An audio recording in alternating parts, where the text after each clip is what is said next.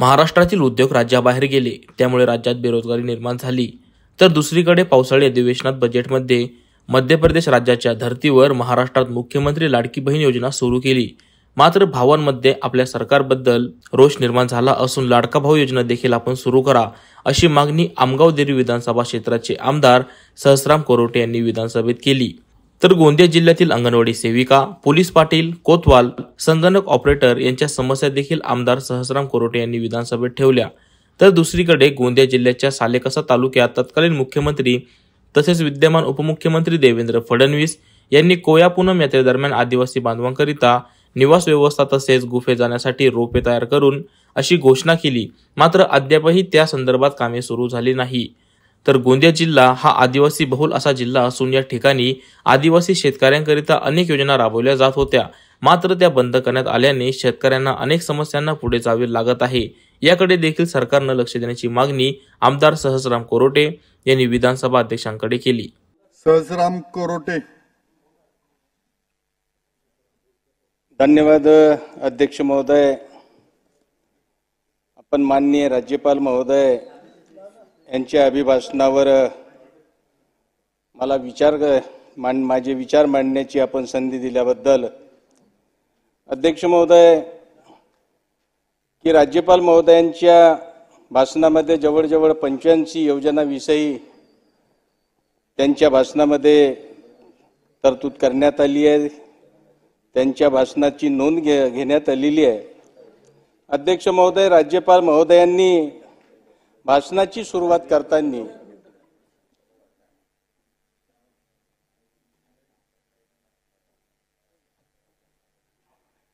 अध्यक्ष महोदय, राज्यपाल महोदयांनी भाषणाची सुरुवात करताना अनेक समाजसुधारक व महान व्यक्तींच्या नावाचा उल्लेख केला। परंतु अध्यक्ष महोदय, आपल्या राज्यात व देशात ज्यांनी स्त्री शिक्षणाची पायाभरणी केली अशा महान समाजसुधारक क्रांतिज्योती सावित्रीबाई फुले यांचा उल्लेख केलेला नाही, ही खेदाची बाब आहे। अध्यक्ष महोदय,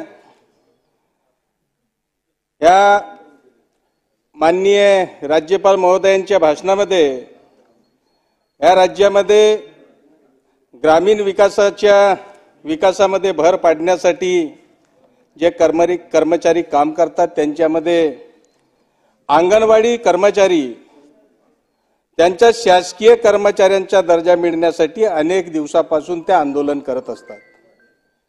पण अध्यक्ष महोदय, त्यांच्या मागण्याबाबत अभिभाषणामध्ये कुठल्याही प्रकारचा उल्लेख नाही।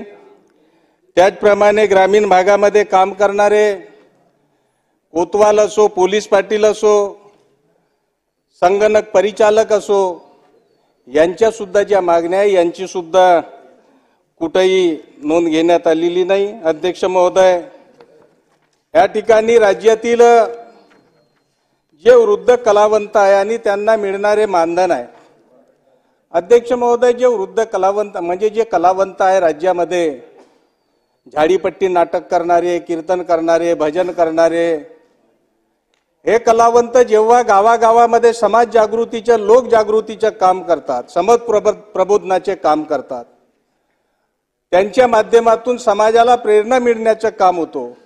पण जेव्हा ते वृद्ध होतात त्यावेळेस त्यांना भरीव त्यांच्यासाठी काहीतरी तरतूद केली पाहिजे, अशा प्रकारची तरतूद माननीय राज्यपाल महोदयांच्या भाषणामध्ये दिसून आलेली नाही। अध्यक्ष महोदय, त्या वृद्ध कलावंतांना मिळणारे तुटपुंजे मानधन सध्याच्या महागाईच्या दिवसात, तसेच आज त्यांना आजारपणामध्ये होणारा खर्च पाहता त्यांचे मानधन वाढवून देण्याची आवश्यकता होती, पण त्याच्यामध्ये कुठल्याही प्रकारचा उल्लेख केलेला नाही।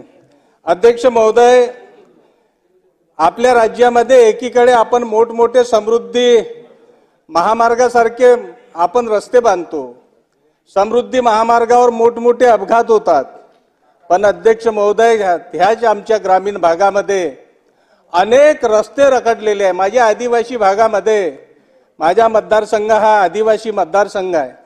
माझ्या मतदारसंघामध्ये 75 वर्षापासून एका गावापासून दुसऱ्या गावामध्ये जाण्यासाठी रस्ता नाही, पूल नाही, अशा प्रकारची व्यवस्था आमच्या मतदारसंघामध्ये आहे। आणि म्हणून अध्यक्ष महोदय, राष्ट्रपती महोदयांच्या भाषणामध्ये त्याची तरतूद करण्यात आलेली नाही. अध्यक्ष महोदय, राज्यामध्ये आदिवासी बांधवासाठी कुठल्याही प्रकारची तरतूद करण्यात आलेली नाही. अध्यक्ष महोदय, ज्या आदिवासीच्या योजना होत्या त्या आदिवासीच्या योजनांमधून 21 योजना अख्ख्या बंद करण्यात आल्या. त्या शेतकऱ्यांना, आदिवासी शेतकऱ्यांना डिझेल पंप मिळायचे, त्यांना पाईप मिळायचे, अनेक प्रकारचे योजना मिळायचे, कुंपण मिळायचे, पण त्या आमच्या आदिवासी शेतकऱ्यांना त्या मिळत नाही. अध्यक्ष महोदय, आदिवासींची शेती ही जंगलाला लागून असते. आदिवासी हा जंगलात राहतो, त्याच्या शेतीला संरक्षण म्हणून कुंपण मिळायचं, पण अध्यक्ष महोदय आता ती योजना त्या शेतकऱ्यांना मिळत नाही. अध्यक्ष महोदय, अनेक ठिकाणी या बजेटमध्ये दादांनी सांगताना महाराष्ट्रामधील अनेक जे धार्मिक स्थळे आहेत त्यांचा उल्लेख केलेला आहे. त्यासाठी दादांनी आपण त्यांच्या सर्व सोयी सुविधासाठी आपण भरीव निधीची घोषणा केली. त्यांच्यासाठी आपण अनेक सोयी सुविधासाठी अनेक घोषणा केल्या. पण दादा, माझ्या मतदारसंघामध्ये पारी, कोपार, लिंगो, कचारगड ह्या ठिकाणी एक देवी आहे, आदिवासीचे श्रद्धास्थान आहे. त्या ठिकाणी मागच्या वेळेस 2018ला तत्कालीन मुख्यमंत्री माननीय फडणवीस साहेब येऊन गेले होते. त्यांनी मोठी घोषणा केली होती की त्या ठिकाणी जे भावी भक्त येतात त्यांना जाण्या येण्यासाठी आम्ही रोपवे बनवून देऊ, आणि त्या ठिकाणी येणारे भावी भक्त आहेत त्यांच्यासाठी राहण्यासाठी, त्यांना तिथं थांबण्यासाठी आम्ही त्या मोठमोठे सभागृह तयार करून देऊ. पण आतापर्यंत कुठल्याही त्या ठिकाणी सोयी सुविधा झाल्या नाही. आणि म्हणून अध्यक्ष महोदय, आपणाला विनंती करतो की ह्या बजेटमध्ये आदिवासीसाठी आपण काय दिलं. आमचा 10% हिस्सा अख्ख्या महाराष्ट्रामध्ये आदिवासी समाजाचा आहे, पण आदिवासी समाजालाच याच्यातून वगळण्यात आलेलं आहे. अध्यक्ष महोदय, आदिवासीचे जे आश्रमशाळा आहे, आश्रमशाळेची दर्जा पाहता, त्या ठिकाणी आरोग्याच्या व्यवस्था पाहता, अनेक पोरांना बरोबर आरोग्याच्या व्यवस्था मिळत नाही, त्यांचं ट्रीटमेंट होत नाही. अनेक पोरांच्या हाताला खाज येते, त्यांच्यावर छोटे मोठे आजार होतात, त्यांच्यासाठी सेपरेट डॉक्टरची नियुक्ती त्या आश्रमशाळेमध्ये होत नाही. आणि म्हणून अध्यक्ष महोदय, आपल्या वतीनं मी सरकारला आणि दादा आपण बसलेले आहात, आपणाला सांगू इच्छितो की आपण विशेषतः आमच्या आदिवासी समाजाकडे लक्ष दिलं पाहिजे. अध्यक्ष महोदय, आमच्या भागामध्ये ज्या आदिवासी शेतकरी आहे, शेतकऱ्यांसाठी सिंचनाची व्यवस्था, बिरसा मुंडा क्रांती योजना ही आणण्यात आली. अनेक शेतकऱ्यांनी विहिरी खोदल्या, पण त्या शेतकऱ्याला त्या विहिरीवर त्यांनी विजेचे बिल भरले, या विजेचा डिमांड भरला, पण आतापर्यंत 4-4, 5-5 वर्षापासून त्या शेतकऱ्याला अजूनही कनेक्शन मिळालेलं नाही. आणि म्हणून अध्यक्ष महोदय, राज्यामध्ये राज्य ग्रामीण गृहनिर्माण योजना व अमृत महाआवास अभियान योजना सुरू करण्याची घोषणा केलेली आहे. परंतु राज्यामध्ये अनेक वर्षापासून सुरू असलेला इंदिरा आवास योजना व रमाई घरकुल योजना ह्या अंतर्गत गेल्या 3 वर्षापासून घरकुल धारकांना त्यांच्या अनुदानाचा हप्ता अजूनही देण्यात आलेला नाही. अध्यक्ष महोदय, राज्यामध्ये सर्व प्रकारच्या दिव्यांगांना आधुनिक उपकरण तात्काळ उपलब्ध करून देण्यासाठी आर्थिक तरतूद करण्याची भूमिका करण्यात येतो, पण ह्या बजेटमध्ये कुठल्याही प्रकारची भूमिका त्यांच्यासाठी बजावण्यात आलेली नाही. अध्यक्ष महोदय, आमच्याकडे मोठ्या प्रमाणामध्ये अध्यक्ष महोदय बेरोजगार पदवीधरांची संख्या आपल्या राज्यामध्ये मोठ्या प्रमाणामध्ये वाढलेली आहे. अध्यक्ष महोदय, या बजेटमध्ये सांगण्यात आलं आहे की आपली लाडकी लेख ही घोषणा करण्यात आलेली आहे, पण लाडका भाऊ अशा प्रकारची कुठली घोषणा महाराष्ट्रामध्ये करण्यात आलेली नाही. असंख्य बेरोजगार युवक या महाराष्ट्रामध्ये इकडे तिकडे दर भटकत आहे, त्याच्या हाताला काम नाही. कोणी BSc झालेला आहे, कोणी BA झालेला आहे, ग्रॅज्युएट झालेला आहे, पण त्या बेरोजगारांच्या हाताला काम नाही. आणि म्हणून अध्यक्ष महोदय, आपल्या वतीनं मी सांगू इच्छितो, आपली लाडकी बहीण, पण आपला लाडका भाऊ कुठं गेला? आपला लाडका भाऊ जाणार कुठं? त्याच्या हाताला काम केव्हा मिळेल? आपण पाहतो महाराष्ट्रामध्ये उद्योग सुरू होण्याच्या ऐवजी अनेक उद्योग बंद झाले आणि त्यामुळे युवकांमध्ये नैराश्याची भावना गावागावामध्ये आणि शहरामध्ये सुद्धा निर्माण झालेली आहे. अध्यक्ष महोदय, राज्यामध्ये अतिवृष्टीने मोठ्या प्रमाणामध्ये पूर परिस्थिती निर्माण होतो.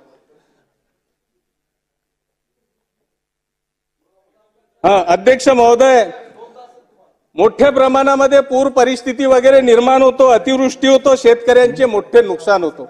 पण अध्यक्ष महोदय, शेतकऱ्याला काय मिळतो? आम्ही आमच्या ग्रामीण भागामध्ये बघितलं की एका गावामध्ये 100 लोकांचे नुकसान झालं असतील. अध्यक्ष महोदय, बोलू द्या. अनेक लोक अर्धा तास बोलतात. मी आदिवासी आहो, आदिवासीला माझा अधिकार आपण ओढून घेऊ नका. अनेक शेतकऱ्यांना आम्ही पाहतो 100 लोकांचा नुकसान झालेला असतो, पण त्या ग्रामीण भागातील शेतकऱ्याला फक्त काय मिळतो? 4-5 लोकांना त्यांचा नुकसान भरपाई मिळतो. अध्यक्ष महोदय, शेतकऱ्यांना वीज पुरवठ्याकरिता सौर ऊर्जा व ऊर्जीकरण करण्याकरिता कोणतेही ठोस पावले यावेळेस उचलले गेलेले नाही. त्याचप्रमाणे महाविकास आघाडीची सरकार असताना दादा आपण 50,000 रुपये देण्याचं शेतकरी सन्मान निधी म्हणून देण्याच्या आपण घोषणा केली होती.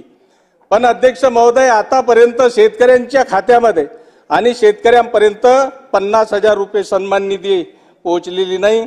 अध्यक्ष महोदय, आरोग्याच्या बाबतीमध्ये राज्यामध्ये आरोग्य केंद्राच्या इमारती बऱ्याचशा अर्धवट पडलेल्या आहेत.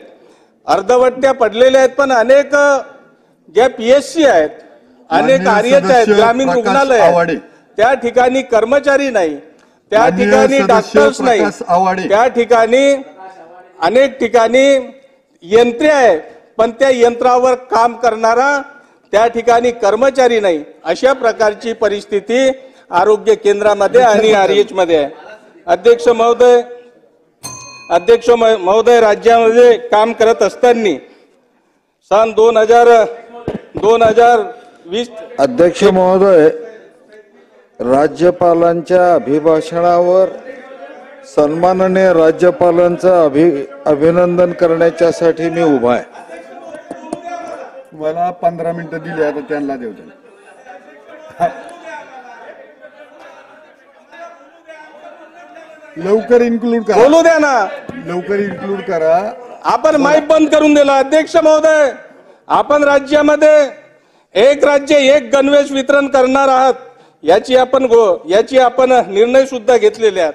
पण अध्यक्ष महोदय, आज काय होणार आहे? छोटे छोटे उद्योजक आहे, महिला बचत गट आहे, ज्या महिला बचत गटांना रोजगार मिळत होतं, जे छोटे छोटे उद्योग ते गणवेश तयार करत होते, आज ह्या संपूर्ण महाराष्ट्रामध्ये अनेक छोटे छोटे उद्योग चालवणारे लोक त्यांचे उद्योग बंद होणार आहे. या मोठ्या माणसाला जर आपण हे गणवेश तयार करण्याचं काम दिलं तर 50,000 कुशल कारागिरावर बेरोजगारीची कुऱ्हाड येणार आहे. आणि म्हणून अध्यक्ष महोदय, आपणास विनंती करतो की हे जे गणवेश आहे हे छोट्या छोट्या उद्योगांना देण्यात यावं, अशा प्रकारची आपणाला विनंती करतो आणि आपण संधी दिली त्याबद्दल आपलं मनापासून अभिनंदन करतो. धन्यवाद. न्यूज रिपोर्टर चेतन समरीत, आज 24 तास, गोंदिया. नवनवीन आणि ताज्या घडामोडींसाठी आज 24 तास सबस्क्राईब करा आणि